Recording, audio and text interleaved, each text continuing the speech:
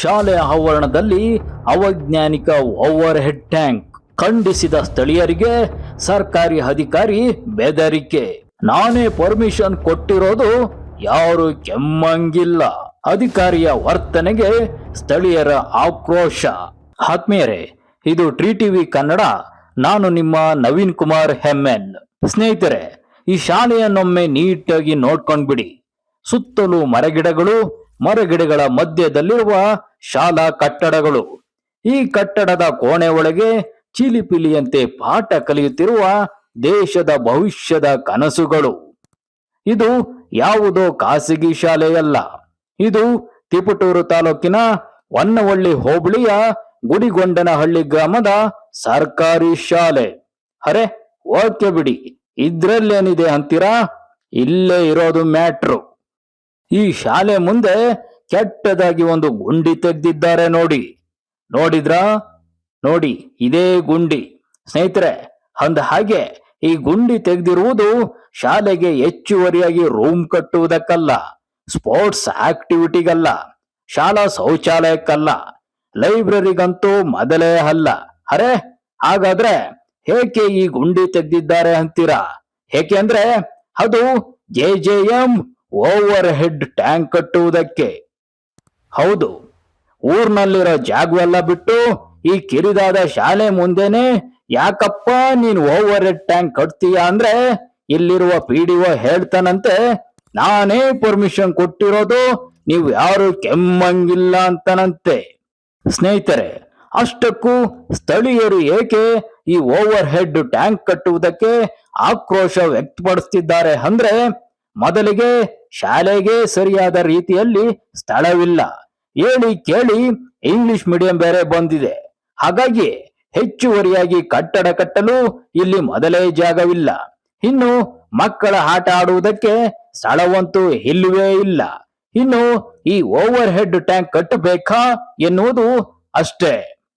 ಇದು ಇಷ್ಟೇ ಅಲ್ಲ, ಈ ಓವರ್ ಹೆಡ್ ಟ್ಯಾಂಕ್ ಕಟ್ಟುವಾಗ ಧೂಳು, ಶಬ್ದ ಮತ್ತು ಮಾಲಿನ್ಯವಾಗುತ್ತೆ. ಇದು ಶಾಲೆಯ ಮಕ್ಕಳಿಗೆ ತೊಂದರೆಯಾಗುತ್ತೆ. ಅದು ಒಂದ್ ಕಡೆ ಆದ್ರೆ, ಈ ಓವರ್ ಹೆಡ್ ಟ್ಯಾಂಕ್ ಇರುವ ಜಾಗದಲ್ಲಿ ಹೆಜ್ಜೇನುಗಳು ಬಂದು ವಾಸ ಮಾಡ್ತವೆ. ಇವು ಏನಾದ್ರೂ ಮಕ್ಕಳ ಮೇಲೆ ದಾಳಿ ಮಾಡಿದ್ರೆ ಗತಿ ಏನು? ಹೀಗೆ ಸಾಲು ಆರೋಪದ ಆಕ್ರೋಶ ವ್ಯಕ್ತಪಡಿಸ್ತಾರೆ ಸ್ಥಳೀಯರು. ಬಡ ಮಕ್ಕಳು ಸ್ಕೂಲು ಗೌರ್ಮೆಂಟ್ ಕೊಟ್ಟಿದ್ದು, ಇದು ಇಲ್ಲಿಗೆ ಓವರ್ ಟ್ಯಾಂಕ್ ಕಟ್ಟಕ್ಕೆ ಬಂದವ್ರೆ. ಭಾರಿ ಅನ್ಯಾಯ ಆಗ್ತೈತೆ. ಏನಾರ ಕಲ್ಪ ಕಾಮಗಾರಿ ಆಗಿ ಇಂಗ್ಲೀಷ್ ಮೀಡಿಯಂ ಬಂದೈತೆ. ಎಲ್ಲ ಮಕ್ಕಳುಗಳು 5-6 ಟೀಚರ್ಗಳು ಎಲ್ಲ ಇದ್ದಾರೆ. ಜೇನು ಕಟ್ಟಿ ಇಬ್ಬರು ಸತ್ತೋದ್ರು. ಇಲ್ಲಿ ಹಾವುಗಳೆಲ್ಲ ಇದೆ. ಆಮೇಲೆ ಈ ಕಳಪೆ ಕಾಮಗಾರಿ ಆಗಿ ಏನಾರ ನೀರು ಓವರ್ ಟ್ಯಾಂಕಿಗೆ ಏನಾರು ಡಂಪ್ ಆಗಿ ಬಿದ್ದರೆ ಯಾರು ಜವಾಬ್ದಾರರು? ಕಳಪೆ ಕಾಮಗಾರಿ ಆಗಿದ್ರೆ ಯಾರು ಜವಾಬ್ದಾರರು? ಜೇನು ಏನಾರ ಕಟ್ಟಿದ್ರೆ ಯಾರು ಜವಾಬ್ದಾರರು? ನೀರು ಯಾವಾಗಲೂ ಹರಿಯುತ್ತೆ, ಜೇನುಗಳು ಕಟ್ತವೆ. ಈ ಮಕ್ಕಳಿಗೆ ಈ ರೂಮ್ಗಳು ಬಂದವೆ, ಇಂಗ್ಲೀಷ್ ಸ್ಕೂಲ್ ಬಂದೈತೆ. ಆಮೇಲೆ ಗ್ರಂಥಾಲಯದ್ದು ಕಟ್ಟಬೇಕು, ಕಂಪ್ಯೂಟರ್ ಕ್ಲಾಸ್ ಕಟ್ಟಬೇಕು, ಆಟ ಆಡೋಕ್ಕೆ ಮೈದಾನನೇ ಇಲ್ಲ. ಅಂಥದ್ರಲ್ಲಿ ಇವರು ಓವರ್ ಟ್ಯಾಂಕ್ ಕಟ್ಟೋಕ್ಕೆ ಪರ್ಮಿಷನ್ ಕೊಟ್ಟು, ನಾನೇ ಪರ್ಮಿಷನ್ ಕೊಟ್ಟಿರೋದು, ಯಾರು ಏನು ಕೆಮ್ಮಂಗಿಲ್ಲ ಅಂತ PDOಗಳು ನನ್ನೇ ಎದುರಿಸಿರು, ನನ್ನೇ ಭಯಪಡಿಸಿರು. ಇದು ನಮ್ಮ ತಾತ ದಾನವಾಗಿ ಕೊಟ್ಟಿರೋ ಜಮೀನು, ನಮ್ಮ ತಾತನ ಹೆಸರಲ್ಲೇ ಇದೆ. ಇದು ನಾವು ಕೊಟ್ಟಿರೋದು ಬಡ ಮಕ್ಕಳು. ಅಲ್ಲಿ ನಾವು ಸಾಯ್ತೀವಿ, ಎಲ್ಲರೂ ಸಾಯ್ತಾರೆ. ಈ ಸ್ಕೂಲು ಮತ್ತು ದೇವಸ್ಥಾನ ಇರೋದು ಬಡ ಮಕ್ಕಳಿಗೋಸ್ಕರ. ದಯವಿಟ್ಟು ನ್ಯಾಯ ಕೊಡಿಸ್ಬೇಕಾಗಿತ್ತು. ಹೀಗೆ ಸಾಲು ದೋಷಗಳಿದ್ರು ಯಾವುದೇ ಮುಂಜಾಗ್ರತೆ ಇಲ್ಲದೆ ಇದೇ ಜಾಗದಲ್ಲಿ ಓವರ್ ಹೆಡ್ ಟ್ಯಾಂಕ್ ಕಟ್ಟುವ ಜಿದ್ದು ಏಕೆ? ಈ ಬಗ್ಗೆ ಸ್ಥಳೀಯ ಜನಪ್ರತಿನಿಧಿಗಳು, ತಾಲೂಕು ಆಡಳಿತ ಸ್ಥಳ ಪರಿಶೀಲನೆ ನಡೆಸಿ ಮಕ್ಕಳ ಭವಿಷ್ಯದ ದೃಷ್ಟಿಯಿಂದ ಈ ಓವರ್ ಹೆಡ್ ಟ್ಯಾಂಕ್ ಕಾಮಗಾರಿಯನ್ನ ಬೇರೆ ಕಡೆಗೆ ವರ್ಗಾಯಿಸಿ ಎನ್ನುವುದು ಗ್ರಾಮದ ನಿವಾಸಿಗಳ ಮನವಿ.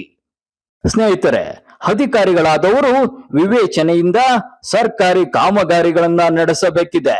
ಇದರಿಂದ ಸಾರ್ವಜನಿಕರು ಕಟ್ಟುವ ತೆರಿಗೆಗೂ ಒಂದು ಮೌಲ್ಯ ಬರುತ್ತದೆ ಹಾಗೂ ಅನಾವಶ್ಯಕ ಬೇರೆ ಅನಾಹುತಗಳಿಗೆ ದಾರಿ ಮಾಡಿಕೊಡುವುದು ತಪ್ಪುತ್ತದೆ.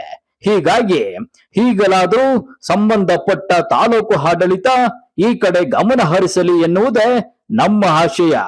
ವರದಿ ಮಂಜು ಗುರ್ಗದಹಳ್ಳಿ.